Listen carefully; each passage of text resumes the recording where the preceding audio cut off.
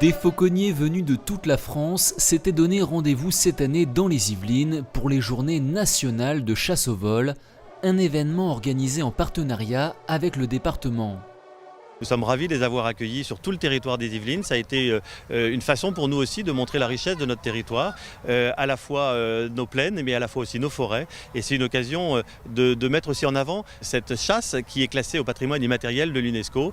En France, près de 400 personnes pratiquent cette chasse atypique. Ce sont des passionnés, ce sont des gens qui, depuis 1954, ont décidé de réimplanter en France une chasse qui est ancestrale, puisqu'elle est même moyenâgeuse et même, on va pouvoir dire, presque égyptienne. On distingue deux types de chasse, la chasse de haut vol et la chasse de bas vol. La chasse de bas vol, c'est l'oiseau est sur le gant et on quête, on cherche le gibier sur le territoire, mais l'oiseau reste sur le gant, un peu comme un fusil. Et quand on lève un gibier ou le chien lève un gibier, là on laisse partir l'oiseau qui va faire un sprint, donc ça peut être 100 mètres, 200 mètres, pour pouvoir capturer son gibier.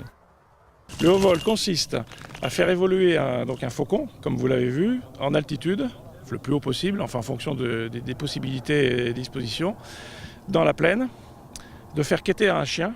Le chien va arrêter un gibier, on va faire lever le gibier. Et c'est à ce moment-là que le mouvement du gibier qui va s'envoler va déclencher une attaque. Une fois le gibier attrapé, le chasseur laisse l'oiseau en manger un morceau.